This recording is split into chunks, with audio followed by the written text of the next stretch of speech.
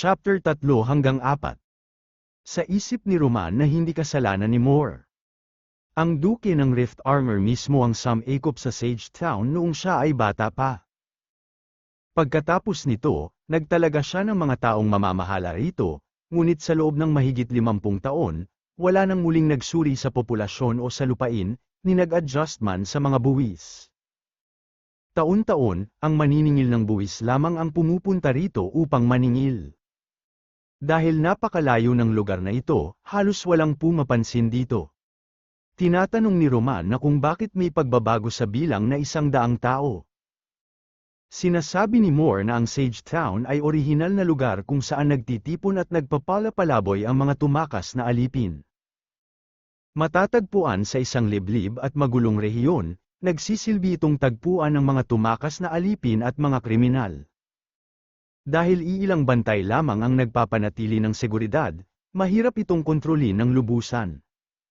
Mapanganib ang mga barbarong iyon. Mas mabuting huwag na silang pakialaman. Sinasabi ni Roman na tumayo at magsalita. Nagpapasalamat naman dito si Moore. At batid pa ni Roman na ikwento niya sa kanya ang tungkol sa mga residente ng bayan, isa-isa at ng detalyado. Hinawakan naman ni Roman ang pang-araro ng lupa, at nagsimula na ito magtrabaho, at habang nakatayo si Moore sa kanyang tabi. At kinuha nito ang binhi at inilalagay nito sa pagtataniman. Nakalagay sa dokumento na ang bayan ng Sage ay mayroong mahigit 100 alipin, na lahat ay kabilang sa kabuuang populasyon. Karamihan sa kanila ay pag-aari ng mga nasa antas ng mayayaman, tulad ng mga mangangalakal, kaytiwala, at mga artisan. Ang agricultural officer na si Moore ang nagmamay-ari ng pinakamalaking bilang ng mga alipin na bumubuo sa kalahati ng populasyon ng mga alipin sa bayan at siya rin ang may pinakamalaking yaman. Ang populasyon ng Sage Town ay sumusunod sa estrukturang life pyramid, habang mas bata ang pangkat ng edad, mas malaki ang populasyon, samantalang ang mga nasa edad na mahigit 40 ang pinakakaunti.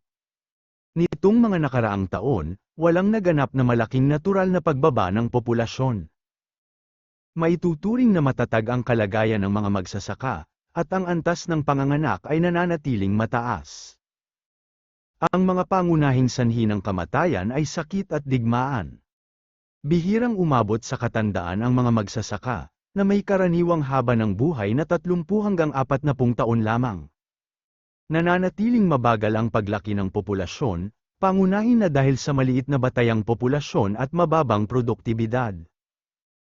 Kapag tumaas ang produktibidad, makakamit ang paglago. Hinawakan ni Roman ang balikat nito at sinasabi nito na na-summarize niya naman ng maayos. Sige, kumilos na siya. Kailangan niya pang suriin ang ilang ektaryang lupang ito. Kinakabahan naman na nagpapasalamat dito si Roman. Pagkalipas ng 3 araw, nasa level 2 na ang kanyang planting. Sa isip ni Roman na sa loob ng 6 na araw, nabawi niya ang 10 acre ng lupa. Umabot sa level 2 ang kanyang kasanayan sa pagtatanim, na nagbukas ng kaalamang pang-agrikultura tulad ng paglalagay ng pataba, pagpili ng mga binhi, at malalim na pag-aararo, pati na rin ang mga pagpapabuti sa mga kagamitang pangbukid gaya ng mga ararong pakurba, mabibigat na araro, at mga horns. Sinasabi ng system na level 2 planting, 1 hanggang 380. Milestone Achievement, unang pot of gold. Unang pot of gold, nakakuha ng 500 Primo Gems. Reward, 200 Primo Gems. Sa isip ni Roman na hindi pa rin sapat para sa 10 pool. Ang pag-recruit at pagpapalago ng mga disipulo ang pangunahing gameplay ng Noah's Ark. Oras na para mag-pull. Pinindot na nito ang system at may lumabas na mga bulalakaw, at lumabas sa system ang 2 knight na kasama nito. Malungkot na sinasabi nito na si Green at Aaron ang lumabas, at tinatanong nito kung bakit. 3-star, Green. Maaaring magtalaga ng codename para sa disipulo. Attack, D. Defense, E. Speed, D. Physique, E. Energy, E. Talent, Agility, Movement, Speed increased. Skill 1, evasion chance of dodging attacks. Increased skill 2, rapid strike attack. Speed increased. 4th star, Aaron. Maaaring magtalaga ng codename para sa disipulo. Attack, E. Defense, D. Speed, E. Physique, D. Energy, D. Talento, katatagan at paglaban sa mga hindi karaniwang kondisyon at pinahusay na skill 1, shield bash at epektong suppression, kapag gumagamit ng mabigat na kalasag. Skill 2, indomitable at pangangatawang pinalakas sa pamamagitan ng pagtitiis sa matinding pagtatrabaho at pakikipaglaban. Napaisip si Roman at sinasabi nito na malinaw na mas malakas si Aaron kaysa kay Green. Pero noong nag-sparring sila noon, mukhang pantay lang ang lakas nila. Lumalabas na nagpipigil pala si Aaron. Nga pala, bakit mga taong nasa paligid niya ang lahat ng mga apostol? Nagpindot ulit si Roman at may lumabas na isang bulalakaw. 2-star, Dota. Maaaring magtalaga ng titulong apostol. Attack, E. Defense, E. Speed, E. Physique, E. Energy, E. Talento, matalas na paningin sa mga detalye at pinahusay na pagmamasid sa paligid. Skill 1, tracking, kakayahang sundan ang mga bakas at hulaan ang mga kilos. Nadismaya naman si Roman at sinasabi nito na 5 E-rank. At napaisip ito kung saan ba talaga banda mahahanap ang Dota na ito. Napabuntong hininga at sa isip nito na hayaan na lang, kukunin niya na lang silang lahat ng sabay-sabay. Nagpindot ulit ito at may lumabas na 4. Napasandal at nadidismaya at sa isip nito na mga recruitment pool, pagpapataas ng level, at pag-refine.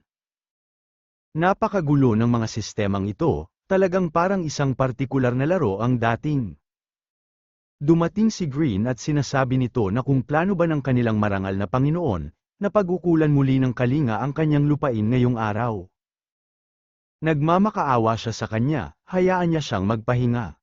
Sinasabi ni Roman na hindi, pupunta siya sa Sage Town maya-maya. Biglang nagsalita si Aaron at sinasabi nito na bilang isang kabalyerong mandirigma, dapat ay laging handa.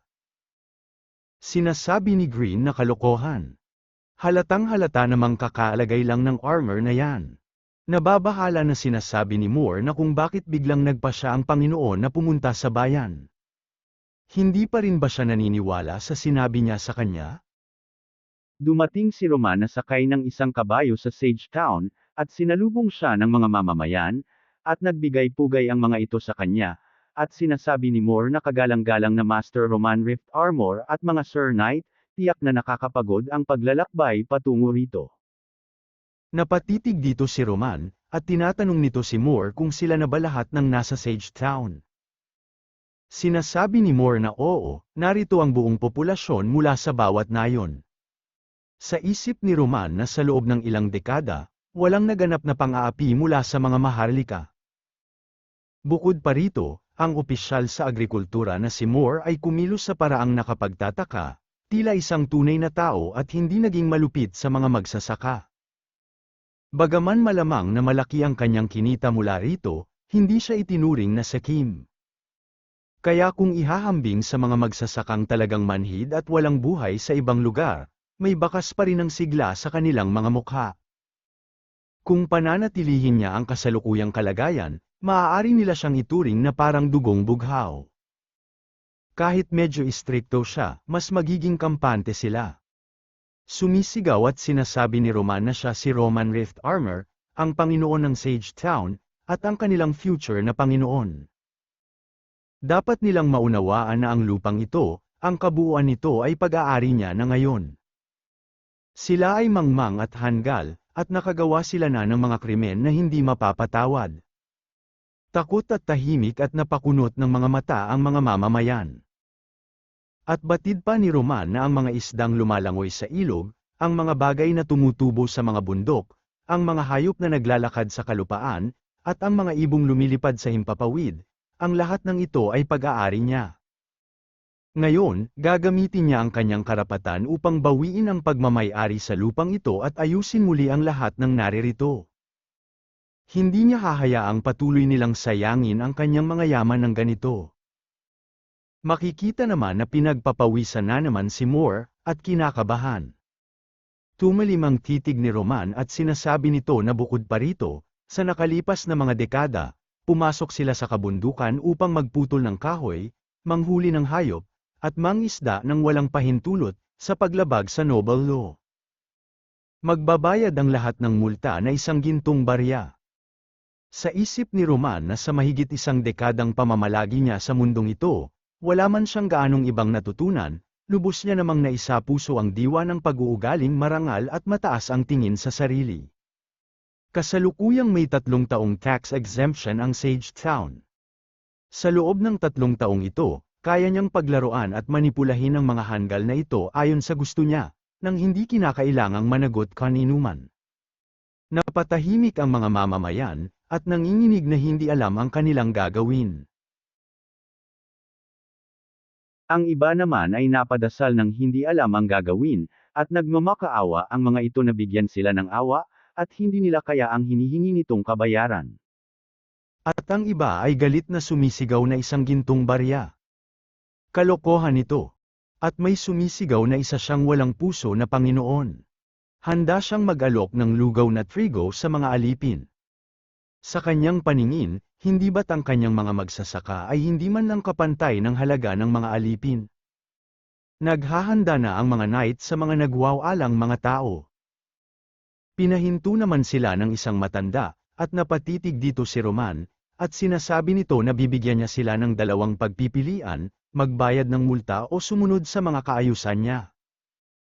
Bukod pa rito, kailangan nilang lahat na ipadala ang kanilang mga anak na nasa edad 5 hanggang 15 sa kanyang mansiyon. Sa isip ni Roman na ₱1, isang uri ito na hindi pa nila nakikita kailanman. Maging ang mga baryang tanso ay itinuturing na mahalaga. Inutusan ni Roman na lahat ng mga mangangalakal, tumayo sa kanyang harapan. Napahawak naman ito ng ulo, at pumunta sa harap at nagbigay-pugay. Sinasabi ni Roman na alam niyang ang ilan sa kanila ay hindi taga Sagetown, ngunit isinagawa nila ang kanilang mga aktibidad na pangnegosyo ng walang pahintulot niya at nang hindi nagbabayad ng kaukulang buwis. Papatawan din sila ng parusa. Sumang-ayon naman ang mga ito at sumagot ng oo, Panginoon. At batid ni Roman na hindi niya na kailangang bumawi para sa kanilang mga nakaraang komersyal na buwis sa ngayon, ngunit mula ngayon, ang kanilang mga negosyo na pang-araw-araw ay dapat matutunan ang kanyang mga requirement. Napatingin naman si Roman sa lumapit na isang mangangalakal, at nagbigay-pugay ito at sinasabi nito na Panginoon, makatwiran ang lahat ng kanilang mga kahilingan, at susunod sila sa kanya. Ang mga bundok ay pag-aari niya, at sila lahat ay mga magnanakaw na kumukuha ng kanyang mga ari-arian. Ngunit bakit ang mga maliliit na magnanakaw lamang ang kanyang pinagtutuunan ng pansin, habang hinahayaan niyang makalaya ang mga tunay na pangunahing magnanakaw ng kabundukan? Tinatanong ni Roman kung sino ito. Sinasabi ng mga ngalakal na siya si Maury Perea. Ang anak ni Selen, siya ay nagbibigay-pugay sa kanya, Panginoon Roman. Sa isip-isip ni Roman na si Selen Perea, isang malaking negosyante. Dahil sa dami ng kanyang mga anak, hindi katakatakang makita ang isa sa kanyang mga anak sa labas. Maaaring maging kapaki-pakinabang siya sa hinaharap. Sinasabi ni Roman na magsasagawa siya ng masusing imbestigasyon sa lahat. Hindi niya hahayaang makatakas kahit isa man sa mga nagtatago sa kabundukan. Maliit na magnanakaw man o isang batikang tulisan, walang sino man ang makakagamit ng kanyang mga yaman sa kanyang teritoryo nang hindi nagbabayad ng kaukulang kapalit. Simula ngayon, ipinagbabawal niya sa kanilang magsaka sa kanyang mga lupain. Ang lahat ng dati nilang sinasakang lupain ay dapat hayaang nakatiwangwang. Babantayan sila ng mga gwardya.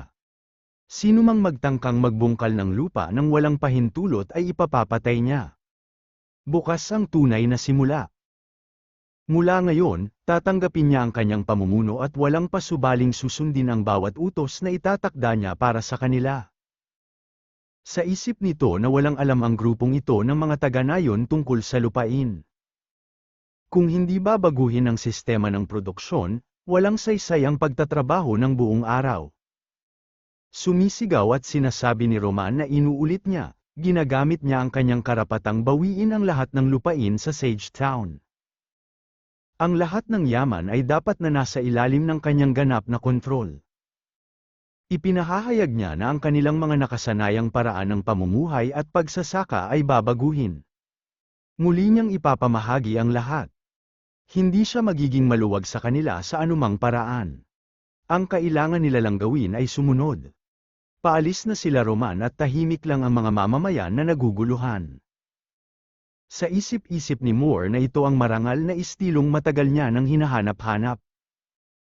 Pero nakarinig na siya ng tungkol sa pangingisda hanggang sa maubos ang tubig sa lawa, pero hindi pa siya nakakakita ng paghuhukay ng 3 talampakan ang lalim sa lupa. Maibabalik pa kaya ang Sage Town sa dati nitong kalagayan? Papalubog na ang araw, at pauwi na sila Roman. Nakangiting sinasabi ni Green na akala niya ay ipagpapatuloy niya ang pagpapakain sa kanila ng lugaw na trigo at titigilan na ang pagsasamantala sa kanila. Mabuti na lang at ginawa niya ito. Kung hindi nila pagsasamantalahan ang mga karaniwang tao at mga alipin, hindi nila kayang bumili kahit ng puting tinapay. Paano niya pa maitataguyod ang kanyang pagsasanay sa hinaharap? Sinasabi ni Roman na paano kung talagang hindi niya kayang bumili ng puting tinapay. Nang laki naman ang mga mata ni Green sa sinabi ni Roman at sinasabi nito na kung hindi niya kayang bayaran, hindi niya kaya. Siya ang marangal na Panginoon. Sila ay mga kabalyerong tagapaglingkod niya lamang. Gawin niya na lang ang nararapat, hindi naman sila makatututol sa kanya. Sa isip ni Roman na ang isang tapat na kabalyero ay dapat na katulad niya na sumusunod sa asawa saan man siya magpunta.